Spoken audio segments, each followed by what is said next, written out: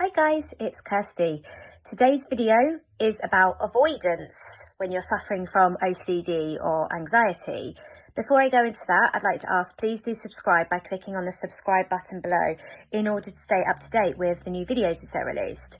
So I wanted to do a video about avoidance because it's one of the kind of big things that we might be doing that keep our obsessions locked on and give our OCD or anxiety more power over us than we should be. Essentially, avoidance is kind of a compulsion.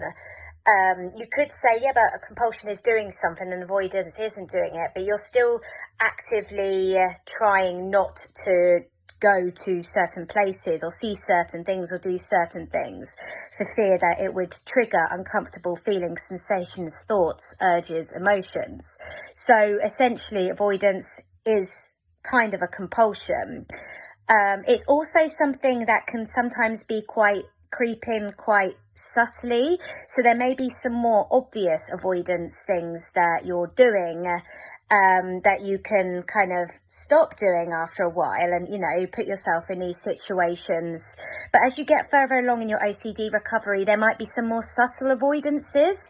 So I wanted to discuss some of the avoidances that people might be doing when suffering from OCD and anxiety. So maybe start off with talking through some of the more obvious things that I can think of, and then I'd like to go through some of the subtle avoidances that I found myself doing as I went along my recovery journey, because there are some things that you might be doing that you have no idea that you're doing, whereas there might be some other ones that I'm referring to as more obvious avoidances that you know damn well that you're doing it and you know why you're doing it as well. So I want to discuss some of the kind of avoidances that people might be doing dependent on their theme. So first one is, say, if somebody was suffering from POCD, they may walk a different way to work to avoid walking past schools in order to avoid seeing children that might trigger their unwanted thoughts or feelings or sensations. Same with watching television programs that have children on them, or they may avoid seeing their friends that have children. So that's quite an obvious one that somebody suffering from POCD may experience. Somebody who's suffering from harm OCD, so it could be any type of harm OCD, but some of the avoidances might look like hiding knives, for example. You're hiding the knife because you want to avoid seeing it. So it's like you don't want to see this thing that's going to set off, thoughts, sensations and urges. Somebody might avoid driving because they're afraid of, triggering thoughts about hit and runs. Or they may start to avoid being around their children or their pets because of the harm thoughts that crop up. Something that I did for years was I didn't like watching anything with a lot of violence on television because that kind of triggered thoughts of harm that kind of just stuck around for me. So I missed out on watching quite a lot of good television, like films, because it was triggering me. And that was actually an example of maybe quite a subtle one for me that I didn't realise until I learned more about OCD that I was doing. Another one might be if somebody is having a theme where they're questioning their sexuality, they may avoid watching anything. If somebody's questioning if they identify with being with same-sex person, for example, they may want to avoid watching, looking at the television when heterosexual people are being affectionate or kissing. Or if somebody who identifies as being heterosexual might want to avoid television shows where homosexual people are kissing or something. Or it might be that they avoid specific friends that they might have thoughts about as well. Somebody who is suffering with relationship OCD might want to avoid watching programs where people are being affectionate, couples or chick flicks or sex scenes, because that starts triggering the urge to analyse what they feel for their partners. They may want to try and avoid going to weddings, or it may even be trying to avoid making steps of commitment with their partner, whether that's getting married, buying a pet or moving in together for the first time or meeting parents or meeting friends, they may want to put off things like this and avoid that. So this is some examples of, you know, when somebody's doing sort of avoidance behaviours that they might be able to identify quite easily. Of course, other avoidance behaviours might be people who don't go out the house as much because they have contamination obsessions is a big one. Or it might be if somebody has HIV obsessions, they may actually want to, or pregnancy obsessions, they may actually avoid being intimate.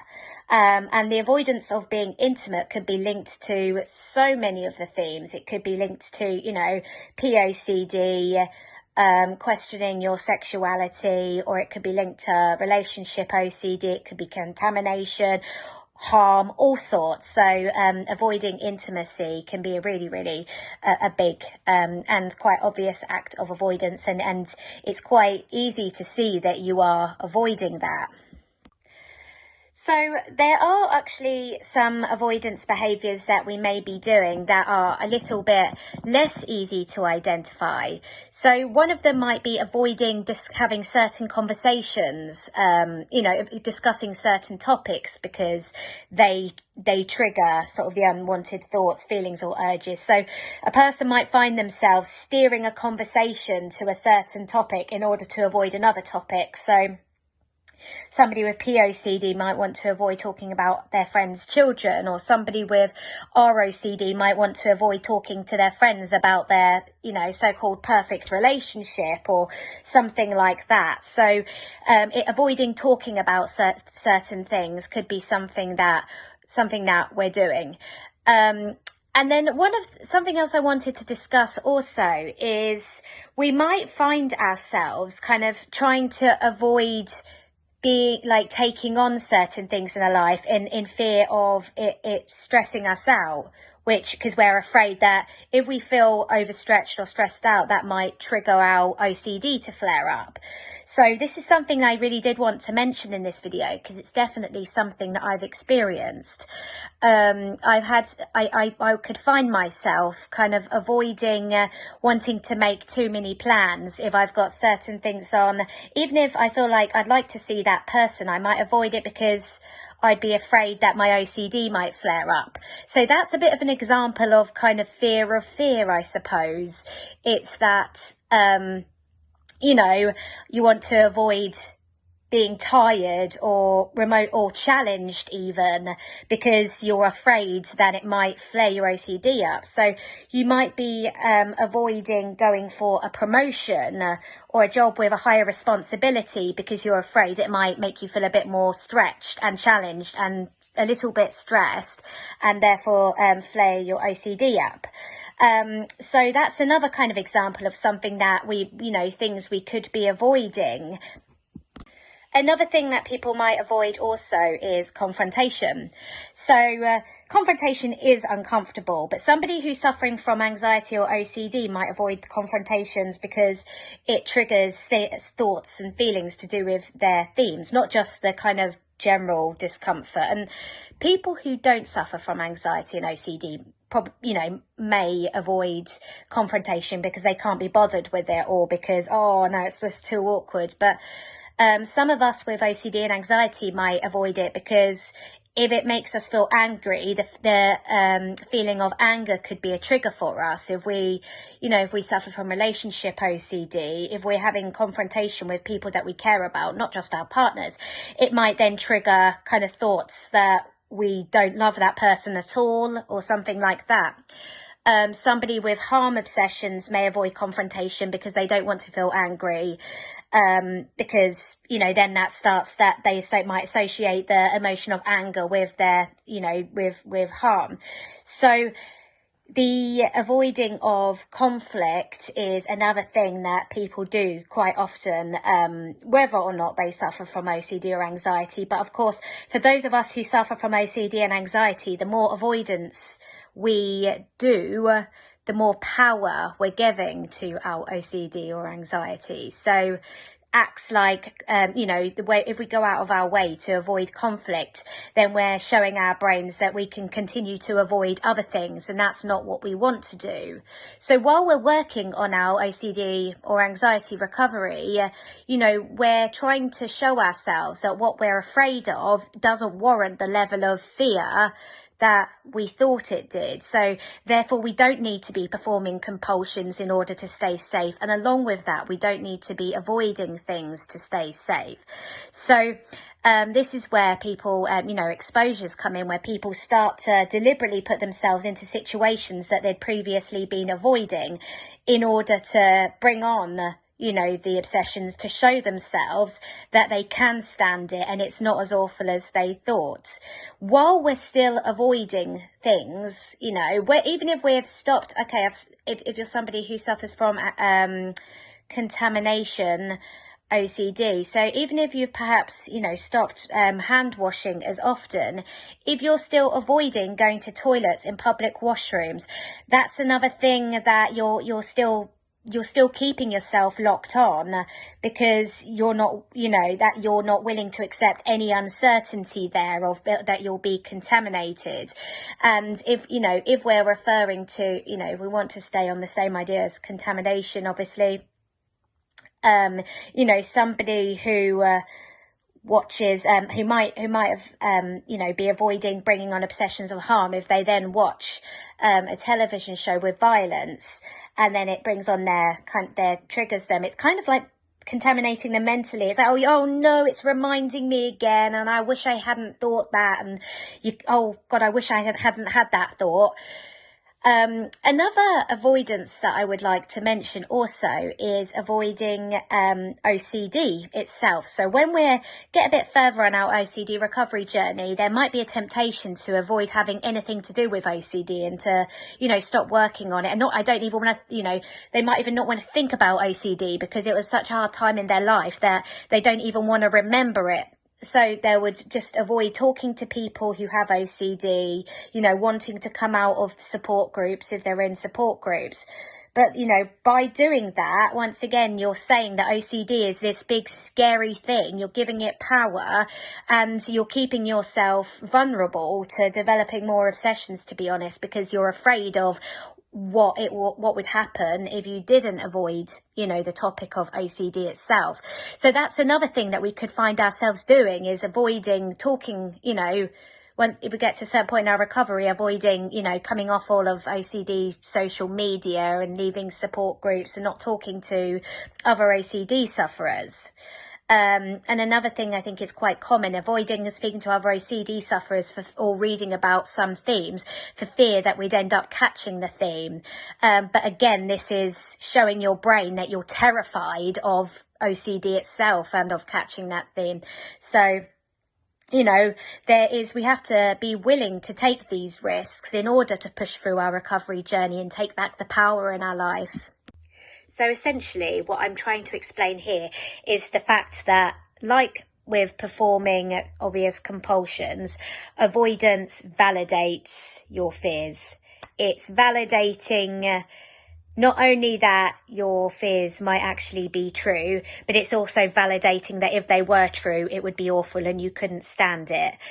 So we want to try to live our lives as if what we're afraid of is OCD, while accepting the uncertainty. So, and this unfortunately does mean going to places that make you feel uncomfortable, and stop avoiding things, because part of the recovery journey is allowing ourselves to be uncomfortable, because we want to show our brains that we're willing to be uncomfortable, we're willing to take these risks, we're willing to accept this uncertainty. We're willing to accept ourselves unconditionally, regardless of what might be. So, if we continue to avoid, we are continuing to show ourselves that our fears are true, and also we it's awful and we can't stand it. So that's the path that we're kind of laying for ourselves. If we continue to avoid, we're giving us OCD more power. We're missing out on the good things in life because we're afraid of the discomfort that doing these things, exposing ourselves to these things may well bring on, you know, whether that's taking on more responsibility at work, maybe that's having a baby, maybe that's moving in with your partner, maybe it's moving abroad. These things that we might want to do, we're avoiding. And all that does is add more and more resentment of OCD. You know, we resent having OCD, and we resent ourselves because we know that we're feeding into it. So the more we accept the uncertainty and the more we take the risks of stopping this avoidance, the more power we're taking back from our OCD, and the more we're giving ourselves the freedom to live our lives on our own terms. And as you start doing this more and more, your confidence will grow and you start to be willing to take more risks. They don't necessarily feel like as large a risk as they may previously have felt. So you know, the more you stop this avoidance, the better, you know, the freedom that you gain, and the more you can start doing the things that you want to do. So I hope this video has been helpful in terms of talking through some of the avoidance behaviours, giving some examples and talking through some of the kind of subtle avoidance things that personally I felt I've come up against on my OCD recovery journey, and some of the things that I try to keep an eye on to make sure that I'm not avoiding now still. You know, as human beings, you know, nobody wants to be uncomfortable. So things like avoiding conflict is very, very common. So I sometimes have to remind myself, no, we don't want to avoid this because there might be something I want to say that could be helpful in the situation here. And if I'm not willing to have this conversation because I'm afraid to be uncomfortable, then I'm avoiding, and that's not something I want to be doing. So I hope this video has been helpful, and do take care. Bye bye.